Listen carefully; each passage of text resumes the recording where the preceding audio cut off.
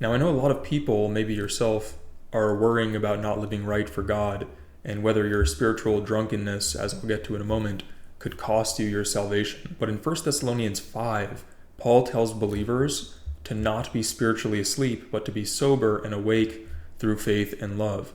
But then he makes a stunning promise in verse 10 where he says, whether we wake or sleep, we will live with him. Here, sleep isn't physical death. It's spiritual negligence, clearly, as he tells them to not sleep, which wouldn't make sense if he's telling them to not die. And additionally, it defines it in verses 6 to 8 in contrast to being drunk. Now, the Greek word in this verse, in verse 10, gregoreo, supports this case. It always elsewhere means to be vigilant or watchful. It never elsewhere means to be physically alive in the metaphorical sense, right? So what's Paul's point here?